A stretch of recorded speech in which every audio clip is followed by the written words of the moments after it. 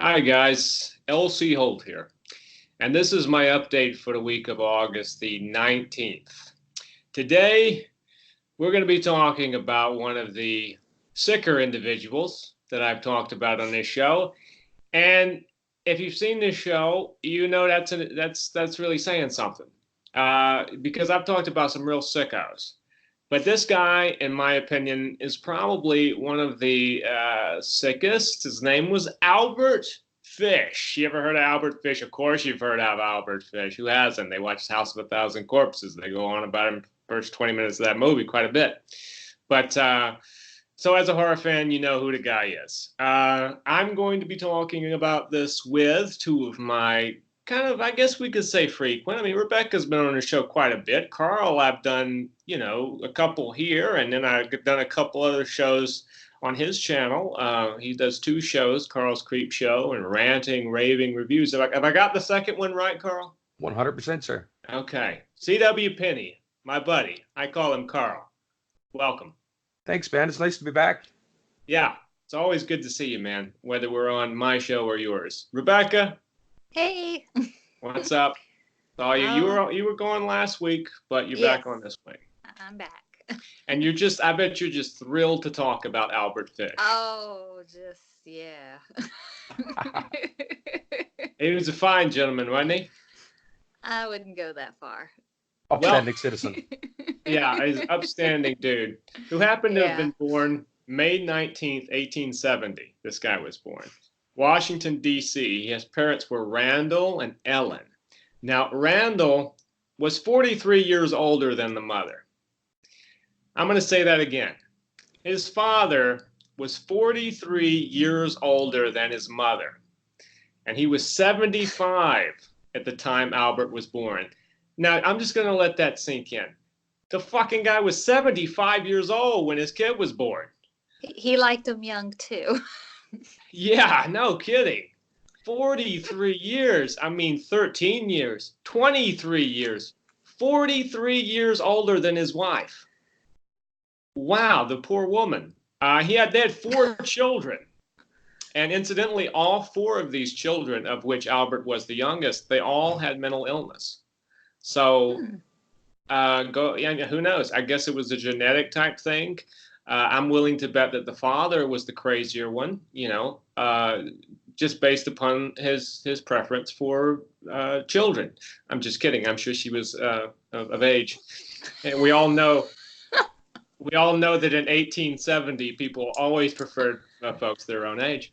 But anyway, the father died, shockingly, when he was 5 years old. Yeah, I was thinking he would live at least until Albert was, say, 35. But the father died of a heart attack when Albert was 5 years old. And Albert was not raised by his mother. He was actually put into an orphanage where he was frequently abused. St. John's Orphanage. I don't know if it's still around now, but according to him, and I think it's pretty much oh, go ahead, Rebecca. You're ready to say on that. I was just going to ask, were all of them put in the orphanage, or were some of them old enough to not be? I think some of them were old enough not to be. Okay.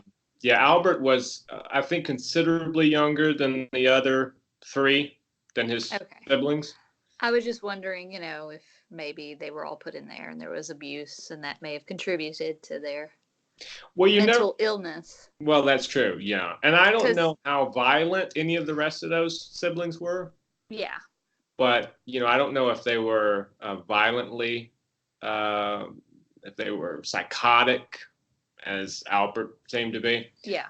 But apparently in this orphanage, Albert decided that when he was being abused, he liked it.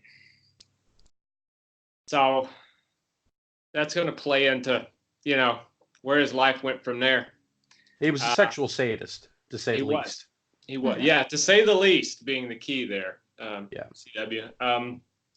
His mom decided when he was 9 years old that was 4 years after he was put in the orphanage. She got a job working for the government. And she decided, well, I can take care of my son now, so I'm going to take him out of this orphanage. but it seems that the damage was already done because by the time old Albert was 12 years old, he'd begun a relationship with this telegraph boy that involved, okay, hold on to your potatoes. It involved eating feces and drinking urine. Coprophagia, I think is how you pronounce it, and urology or something like that. Yeah. I was afraid to even attempt those, CW. You're a brave man. But that's what it boils down to. Eating doo. Eating doo-doo. Eating doo and drinking pee. Yeah. My food options would never be that slim that I would go. You know. We would hope not, Becca. Right? Yeah. And I mean, when I think of, sexuality, certainly one of the things that does it for me is eating shit. But Albert apparently was really turned on by this, as was the telegraph boy, the probably blessedly unnamed telegraph boy. And this began another part of Albert's sexually deviant behavior. He started to visit bathhouses just to watch other boys undress.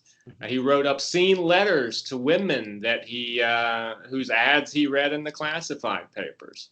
So pretty early on, he was twisted. Now, I think probably a lot of people, unfortunately, are abused at a young age. I don't think most of them go this route by the time they're 12.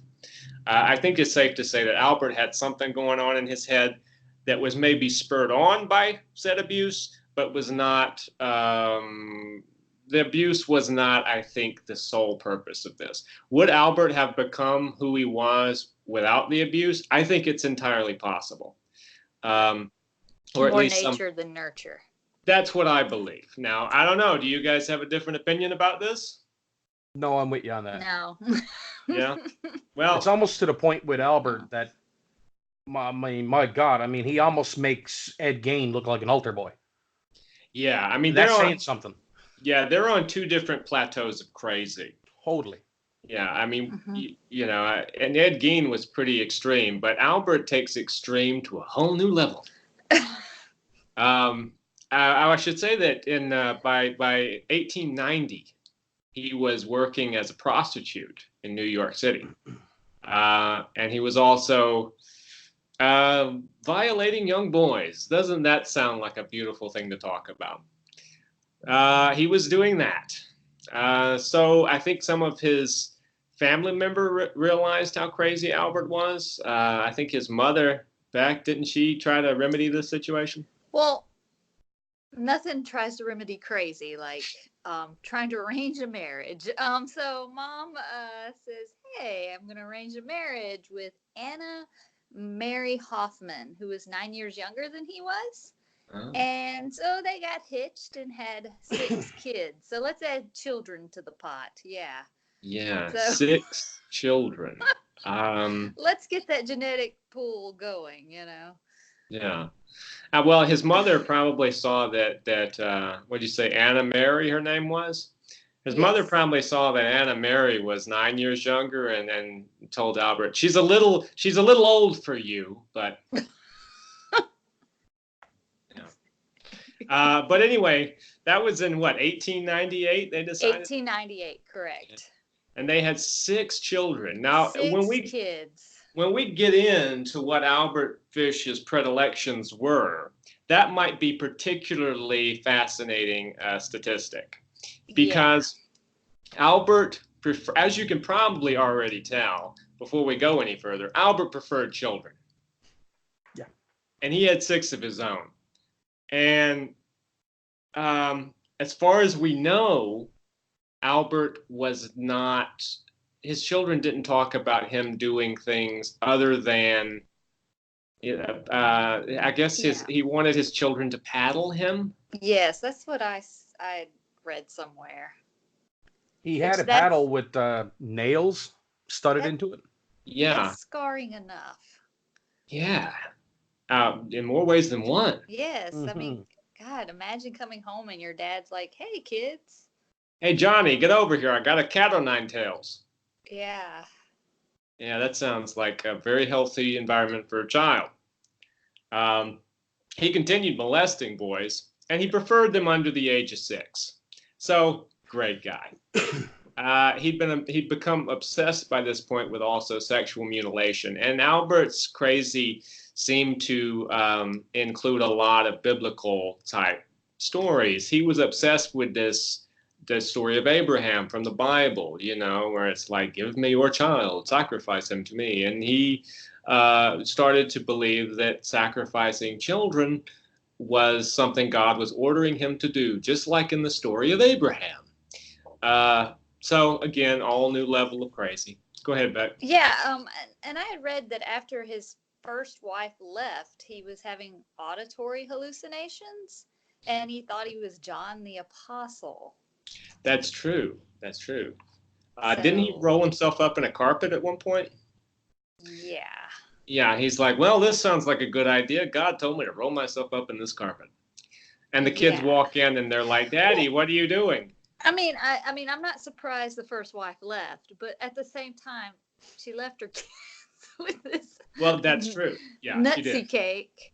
Like, oh my God. She ran off with the handyman that lived with her. Yes. Yeah. So I think she was probably looking for just anybody she could find. She was like, hey, are you male, living and breathing? I'll go with you, because she's living with this fucking wacko. You can only imagine what Albert must have been subjecting her to. And I still think there's something up with his own kids.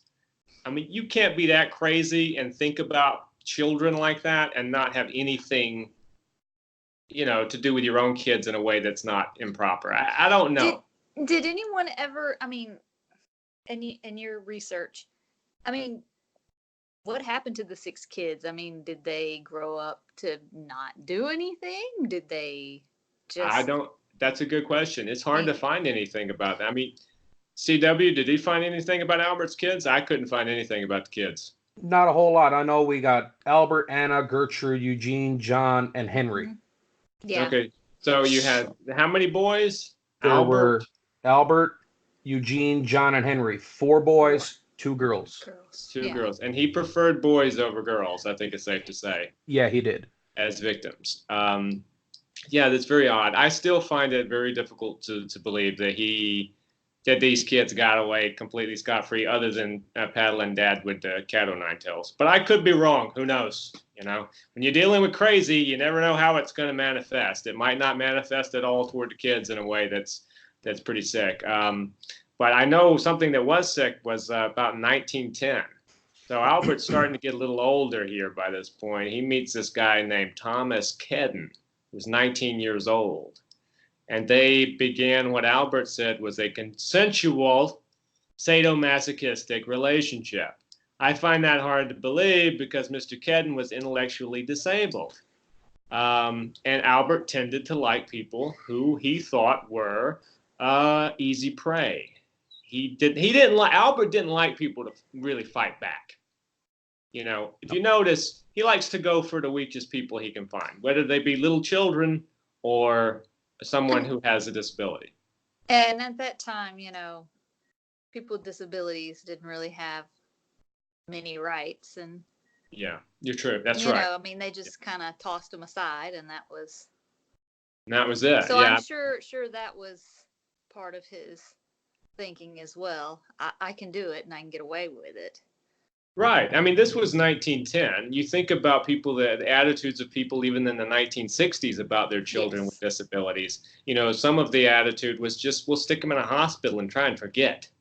Yeah. So here we are in 1910, and this poor guy, Thomas Kedden, happens across this old wacko path with these weird S&M sexual fantasies that involve violence.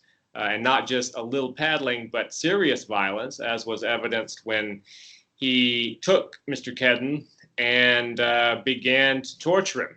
Over 2 weeks, he tortured him. And, this is when, guys, it starts to get a little real. I should probably say some of these things that we're going to talk about, though we're going to try and not get into the graphic specifics of them, are pretty nasty. So if you are of the faint of heart, you might not want to continue too much further. Because what he did with Mr. Kedden is he cut off half of his penis. and he was going to kill him, torture him to death. But he thought that the hot weather would draw people to the stink of the body. And so he put some Vaseline on a handkerchief, wrapped up this guy's mutilated penis, left him $10 bills, and took the train home. And Albert Fish said he never knew what happened to Mr. Kedden and didn't really care. So that's the level of individual, the level of humanity we're dealing with here today. As Rebecca said, shortly after this happened is when Albert's wife ran off with the handyman. But then left the children with Albert Fish. Now, she had to have known something was a little weird with her husband. If she didn't, she was either deaf, dumb, or both.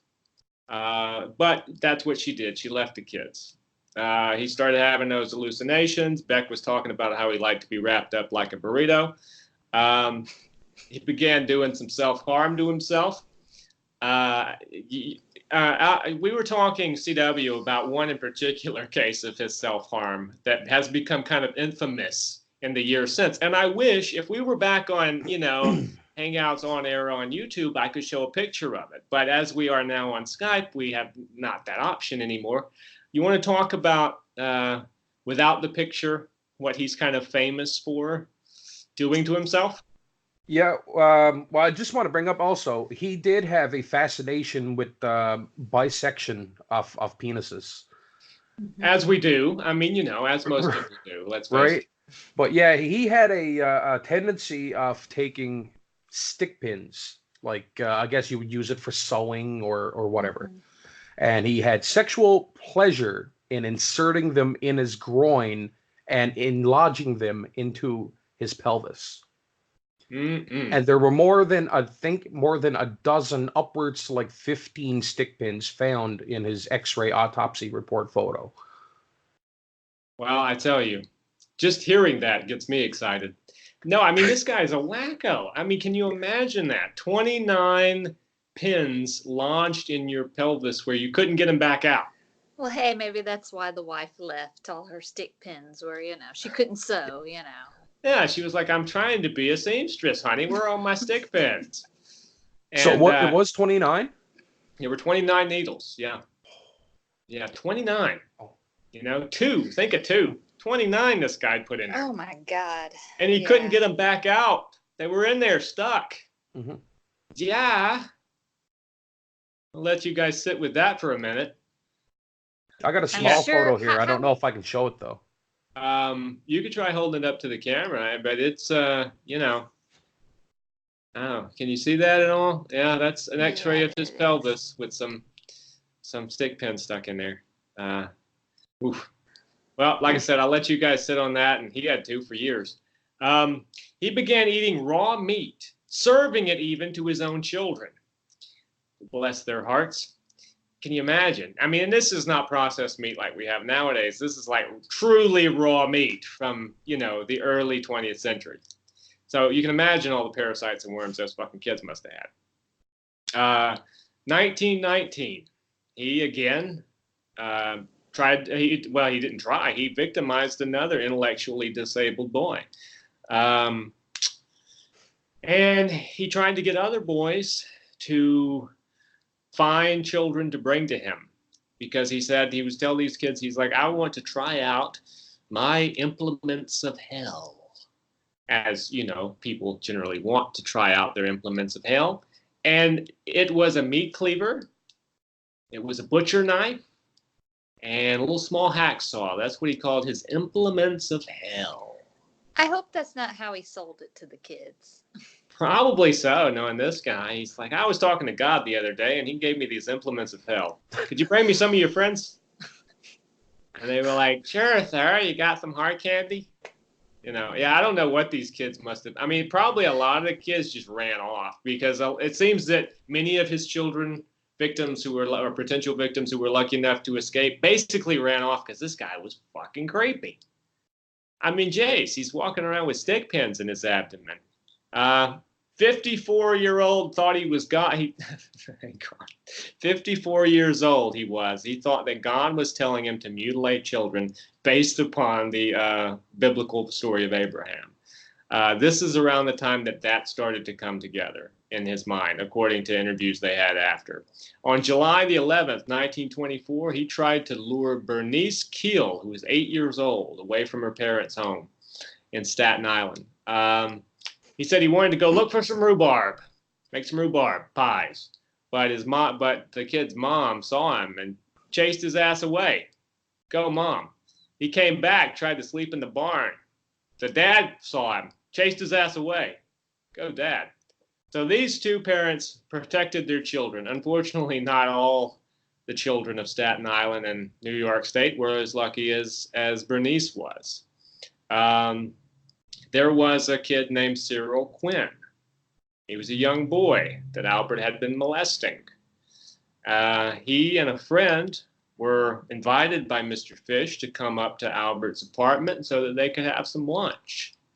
The boys apparently were tussling about and having a little wrestle, and as they were kind of doing a little play fight, they knocked the mattress aside and found beneath the mattress Fish's implements of death, and wisely looked at one another and thought, let's get the hell out of here. And they got out of there.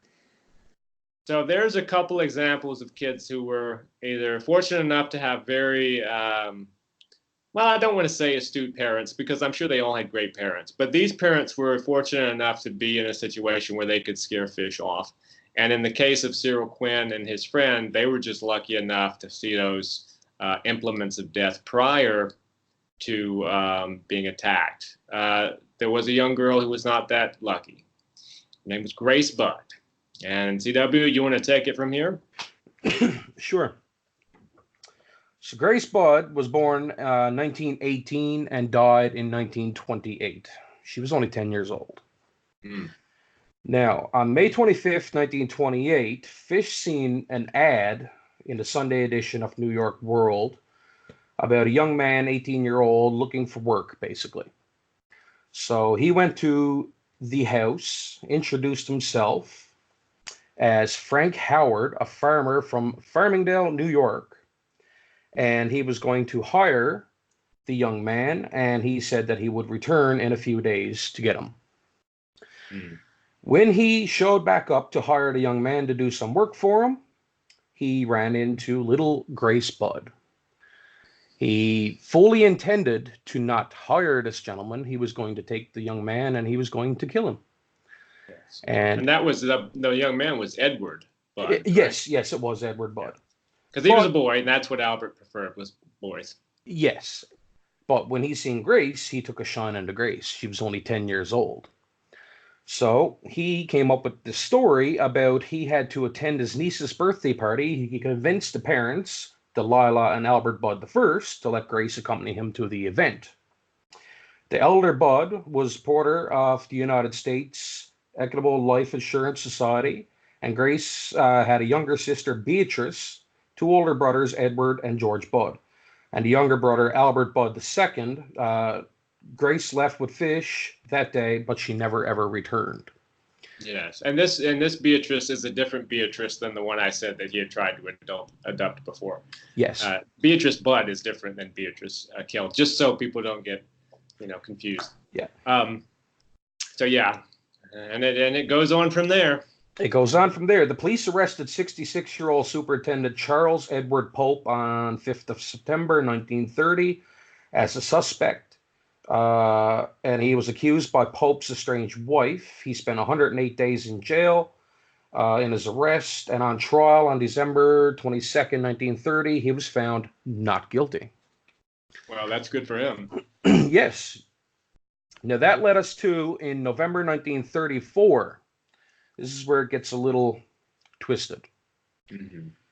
The family received an anonymous letter about, I guess, the whereabouts, shall we say, of Miss Grace Budd, the little 10-year-old girl. Yeah. Albert Fish wrote a letter that got pretty detailed. If folks want to actually look that letter up and read it online, it would be better for them to do so. It basically outlines how he got interested in what he came to like, how he approached the family, how he took her and he brought her out to a farmhouse, And he let her stay outside and pick wild flowers. And he says, while I went upstairs and stripped all my clothes off, I knew I did not want to get blood on them. And when he was ready, he hid in the closet and he called out to her, and she came up and she tried to fight him off with no avail. He he suffocated her.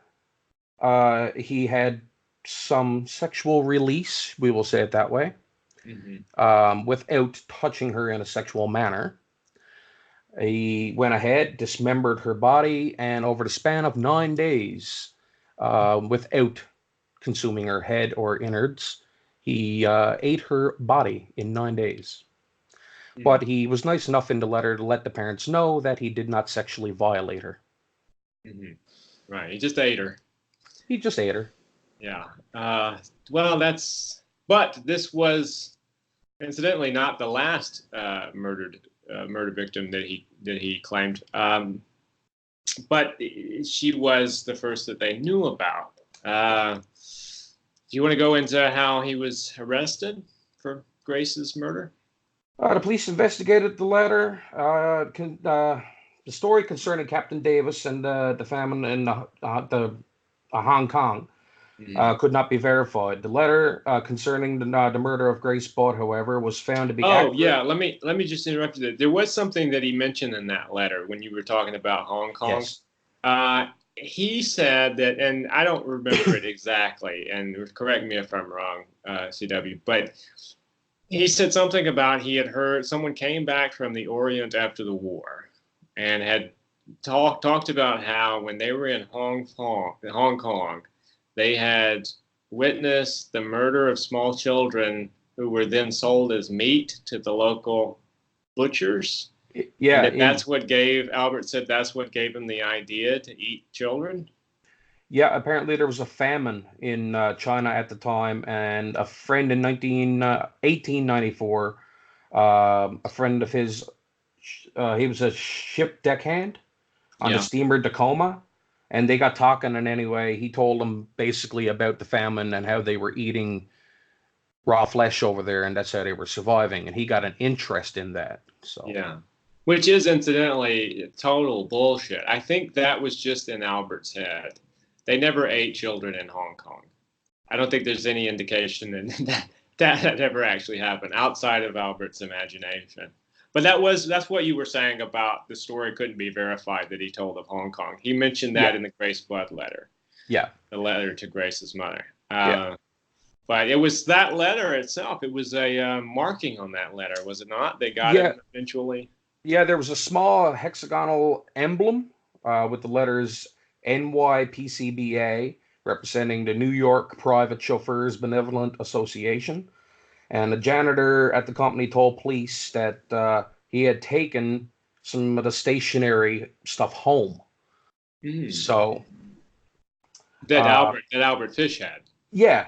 To his house at 200 East 52nd Street when he moved out. And the landlady of the rooming house said the Fish checked out of the room a few days earlier, and she said Fish's son sent him money, and he asked her to hold on to the check for him. William King was the chief investigator in the case. He waited outside the room until Fish returned. Fish agreed to go to headquarters for questioning, then brandished a razor blade. King disarmed Fish, and the police took him to the headquarters. He made no attempt to deny the murder of Grace, and saying that he meant to go to the house to kill Edward Budd, Grace's brother.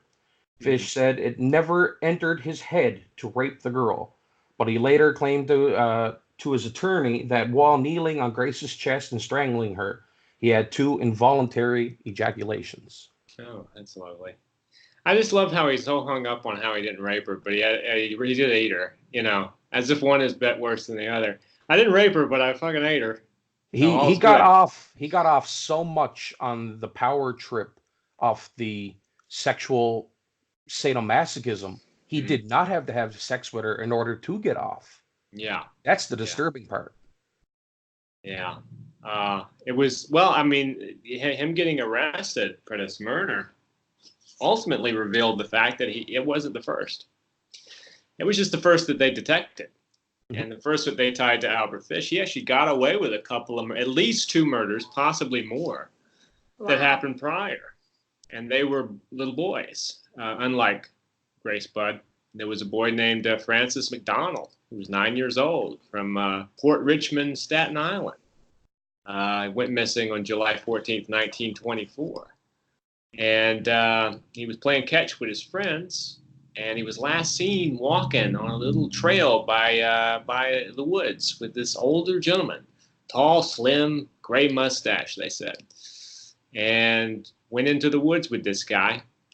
Well, shortly thereafter, he was found hanging from a tree, this 9-year-old boy, and he'd been strangled with his suspenders.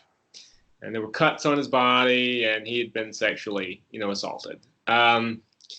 Now, his mother, the boy, Francis's mother, had seen that very man shuffling down the street, said he was mumbling to himself, and that everything about him seemed gray and faded. And the newspapers took this and they started calling this man the Gray Man, because they had no name to put with him. And this image of this gray, old, shuffling guy going down the street was a scary image, so they gave him the name the Gray Man, which is stuck.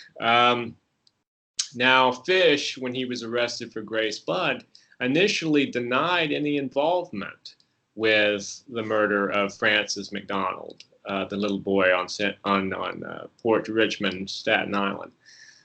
Later, though, he did confess that he was going to castrate the kid, but he was scared off he thought someone was walking in the woods. So he said, I didn't do it, but I was going to castrate him. So obviously he did it.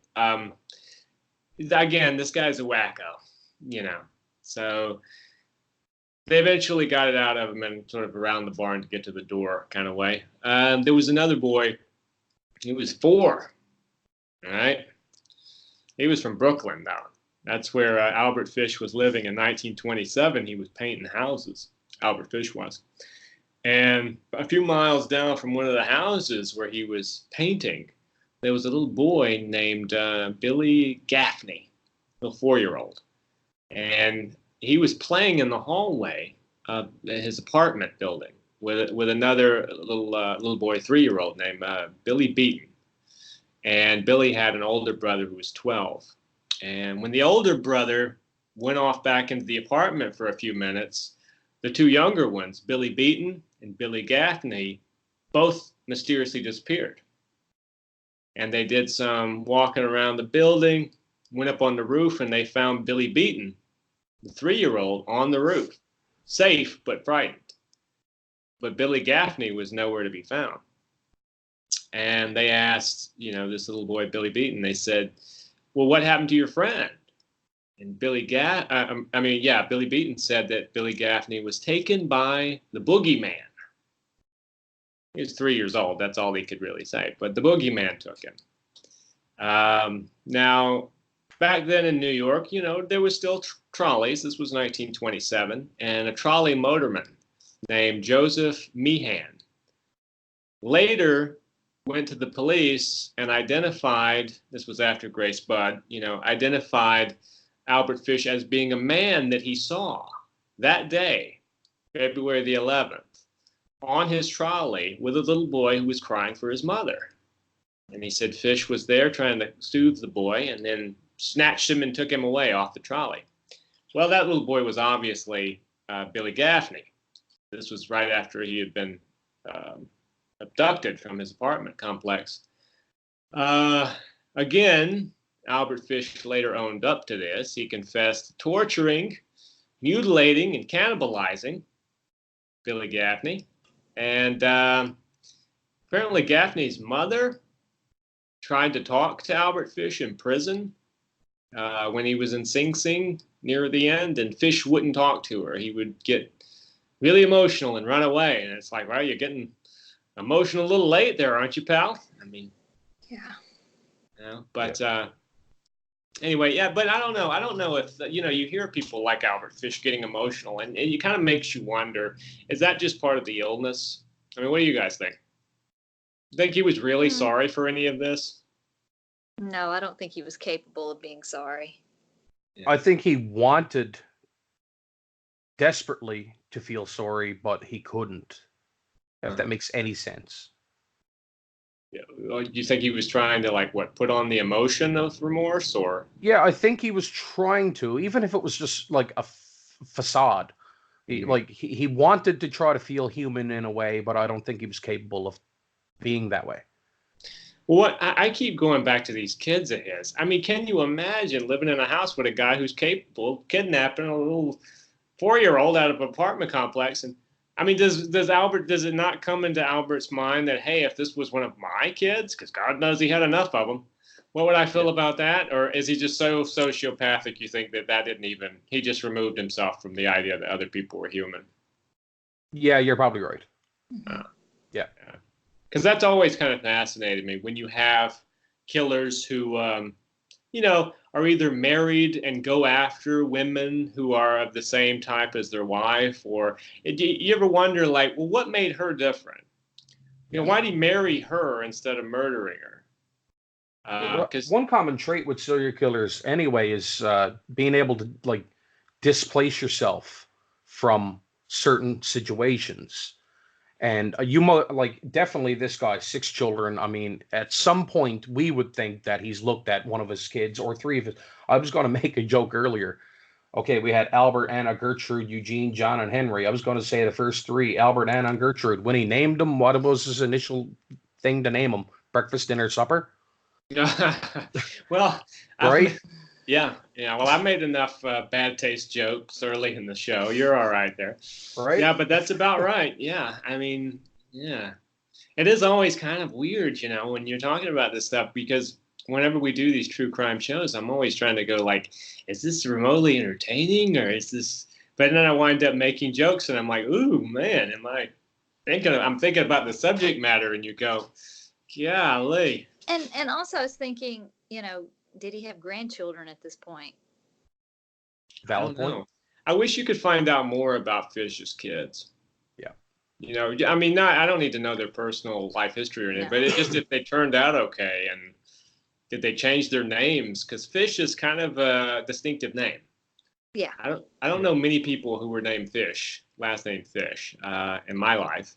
I'm sure there are many out there, but it has a way of sticking in your mind. Albert Fish, Yeah. sounds like a serial killer. But his actual name was Hamilton Howard Yeah, Yeah. Fish. He took the that's true. name Albert from a relative that passed, wouldn't it? It was a younger sibling. A younger Mhm. sibling, so it was. Yeah, one of the siblings that his his cradle robbing father had and then died because I think there were several. Well, this was the late 1800s, so Yeah. I guess it's not that unusual that children died when they were young. But yeah, Albert's parents had several children that died. But yeah, one of them was Albert, and he took the name Albert from the kid. I should probably say that the trial for Grace Budd, her murder, began March 11th, 1935. And he was considered at the time to be a psychiatric phenomenon, which sounds positive, but is actually not. They were basically saying that he had more sexual abnormalities than any criminal on record up until that point. I don't know. There was such a long list of what those abnormalities were that, and the names are I would just butcher if I tried to say them. But he had just about every sexual deviancy you could imagine, from the eating the shit and drinking the piss and sadomasochism and some things he had that I had never even heard of, and probably for good reason. But pretty Yeah. much anything that involved deviancy that was of a sexual nature, Albert Fish was into at one point or another. So they were amazed, these psychiatrists of the time. We're talking, like I said, 1935, at just how deviant this deviant was. Um, anyway, they found him, in spite of it all, sane, which I actually kind of liked that because that meant he was guilty and could go to prison and be executed. Yeah. And he did go to prison. He went to Sing Sing, where he had actually spent some time before for grand larceny, because this wasn't his first rodeo in prison, but it certainly was for murder. And on January 16th, 1936, things happened a lot swifter back then. His trial began in 1935, and in January of 1936, he was electrocuted at 11:09 p.m. Now, there were some apocryphal stories that came out later where they said that the pins in his pelvis had shorted out the electric chair or something. That's obviously not true. But it's a pretty funny story. He was electrocuted just the same as everybody else, in spite of having those sewing needles in his groin. But yeah, so that's what took him out. His last words were, "I don't even know why I'm here," and he probably didn't. It's like, well, where am I? There's a chair. What chair? But apparently, he helped the executioner put the electrodes on him. And he wrote a really long and rambly letter to be released after his execution to the press, and people took a look at this letter, and they said, "We're not releasing this." One person said it was the craziest string of obscenities he'd ever read in his life. So Albert Fish's final letter, whatever it was, wasn't ever released, because it was apparently just a long, crazy, ranty thing, which, like CW was saying, he confessed to the murders of these children. Billy Gaffney he wrote about, and it's pretty disgusting. Grace Budd he wrote about, and he gave all the details. So he had no problem writing really long and creepy letters. There were other possible victims, too. There was, and oddly enough, of this list of possible victims, a lot of them were female children. Only one, I think, was a male. Emma Richardson went missing July of 1924. She was 8 years old. And there was a young girl named Yetta. I'm not even going to try to pronounce her last name. She was 12 years old. She went missing in 1927. Robin Jane Yu, 6 years old, in 31. Mary Elaine O'Connor, who was 16, which sounds a little bit out of his age range. But then again, there was Thomas Kedden, who was the intellectually disabled young man that he tortured and castrated. And then Benjamin Collings, who was 17. So again, he might have had some sort of disability we don't know about. He went missing in 1932. So they don't know if Fish had anything to do with those 5 people. But they know for absolute certain that he killed 3. Grace Budd, the Gaffney boy, and Francis. So that's 3 children is plenty. That one child completely justifies frying his ass.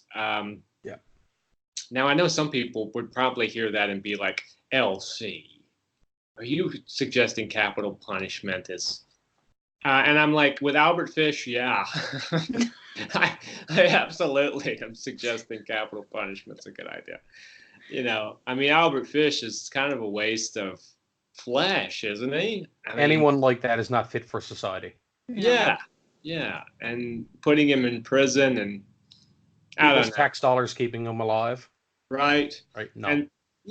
And you think of, like I said, we didn't go into what exactly he did to these kids, but all you need to know was that, again, Billy Gaffney was 4. Yeah.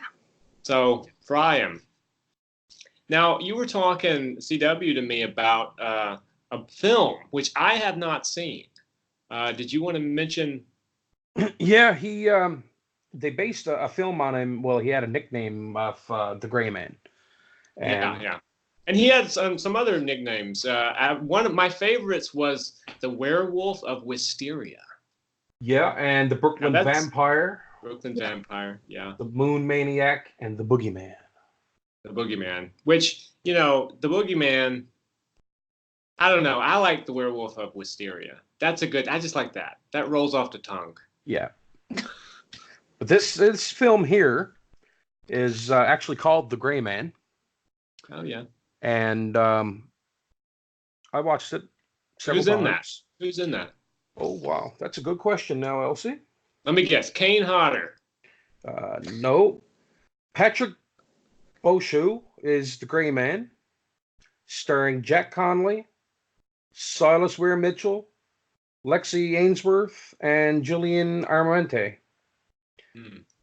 So it's So, not a like over the top cast, but it was actually, I remember a scene from the film. He was painting, so it depicts him as the timeline of him being the painter and whatnot. And he was painting, and he met this little girl that's on the cover. yeah. Now, And is he Albert Fish, oh yeah, or is it like an Albert Fish-like character? no, this is based directly on Albert Fish. Okay. Okay. Yeah, and the little girl on the cover is supposed to be a depiction of Grace, where he walks away with her and goes to the house and does his work with his instruments, shall we say. Hmm. Um, it's a pretty disturbing film in a way. I recommend you watch it, both of you. I don't want to give any more away, but yeah, inspired by the true story of an obsessive manhunt to identify and capture the most monstrous yet least known serial killer in the history of America, Albert Fish. In 1928, 10-year-old Grace Budd was abducted, by a kindly old man and never seen again. After scouring the country for 6 years, Albert Fish was arrested, uncovering the details of one of the most horrific serial killers in American history. This is the story of the real life Hannibal Lecter. Hmm. Well, that's it's the guy older, like Albert Fish was, the guy that plays him. Yeah, not quite as old as Albert looks in that picture. Right. Hmm. Yeah. But yeah, he was an older gentleman. Like they did a fair good job casting the guy. Okay. Yeah. Yeah, I mean, I'd certainly heard of that movie. It's not that old a movie. It came out pretty recently, as I recall. Of course, to me, older is anything that's like 1974 and below. I mean, Yeah, no, this is in more recent years. I can't even find a Pretty in Pink is not an old movie to me. 2009. Oh yeah, okay, so that's new. Yeah. Yeah. That would be what I would call new. Yeah. Yes. What my nephew would call old, and what I would call new. Right. Yeah.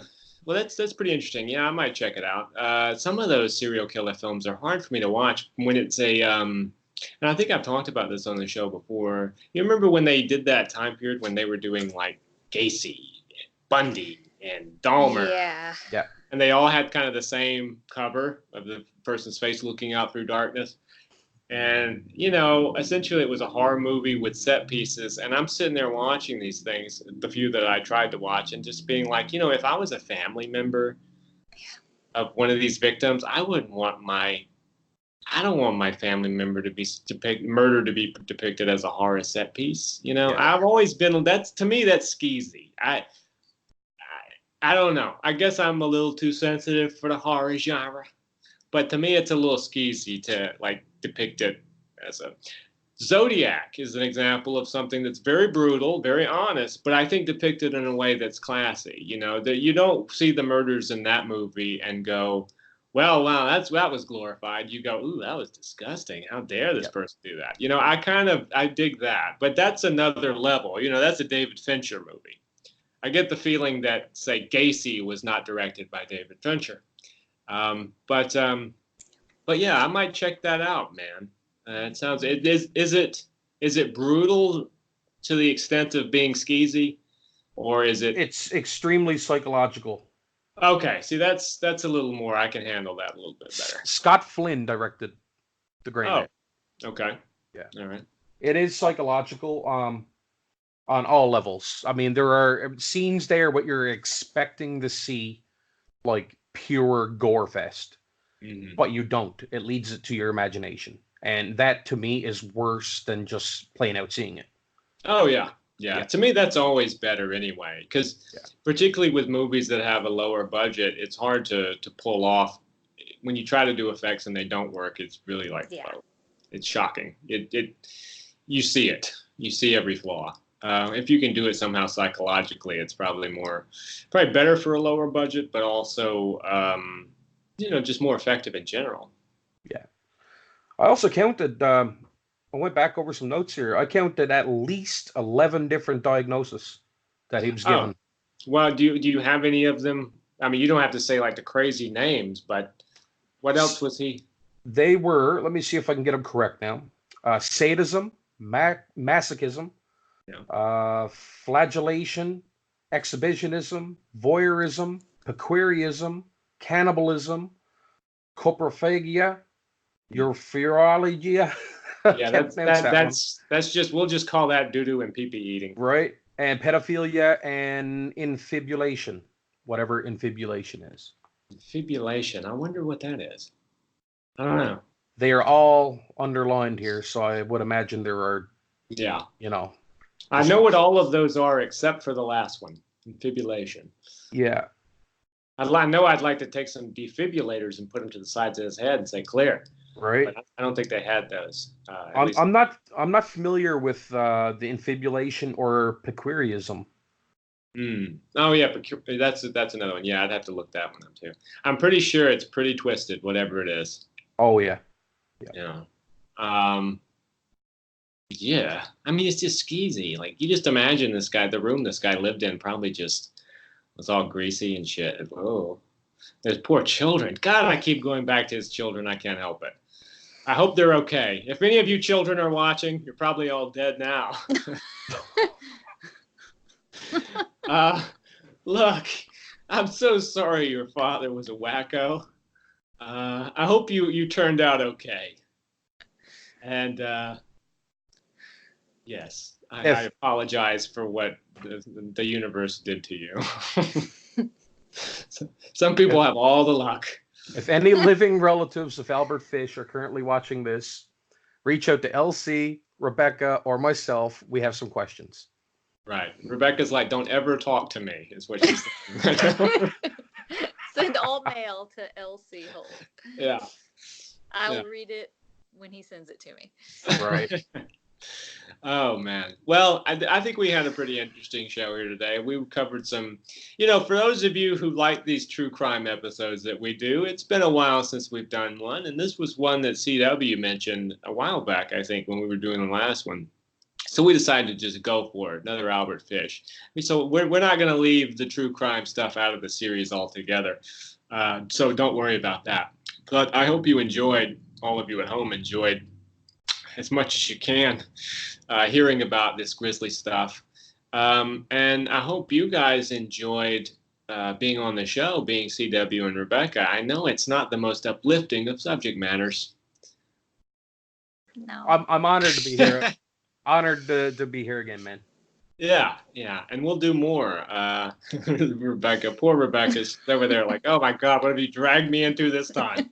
She looks mortified. Me and her were talking. Watch a happy something right now.